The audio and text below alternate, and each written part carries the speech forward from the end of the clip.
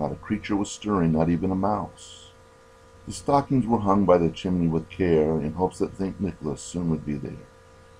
The children were all nestled and snug in their beds, while visions of sugar plum danced in their heads, and Mom in her kerchief and I in my cap had just settled down our brains for a long winter's nap.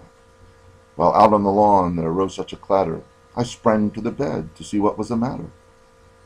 Away to the window I flew like a flash, tore up the shutters, and threw down the sash. The moon on the breast of the new-fallen snow gave the lustre of midday to objects below, when what to my wonder and eye should appear but a miniature sleigh and 8 tiny reindeer. With a little old driver so lively and quick, I knew in a moment it must be St. Nick. More rapid than eagles, his coursers they came, and he whistled and shouted, and they called him by name. Now Dasher, now Dancer, now Prancer, now Vixen, O Comet, on Cupid, on Dominant, on Vixen. To the top of the porch, to the top of the wall, now dash away all. As dry leaves before the wild hurricane fly, when they met with an obstacle mount to the sky, so up to the housetop their coursers they flew, with the sleigh full of toys, and St. Nicholas too.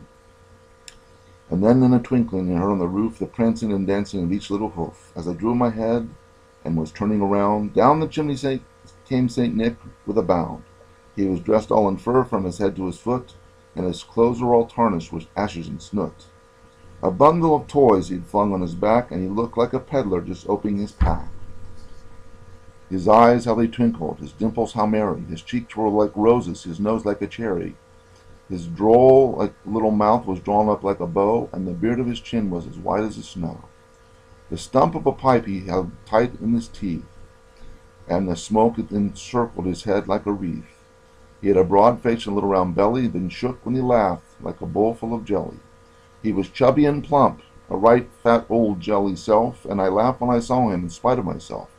A wink of his eye and a twist of his head soon gave me to know I had nothing to dread. He spoke not a word, but went straight to work, and filled all the stockings, and then turned with a jerk, and laying his finger aside on his nose, and giving a nod up the chimney he rose. He sprang to his sled, to his team he gave whistle, and away they all flew like down on the thistle. But I heard him exclaim, ere he drove out of sight, Happy Christmas to all, and to all a good night.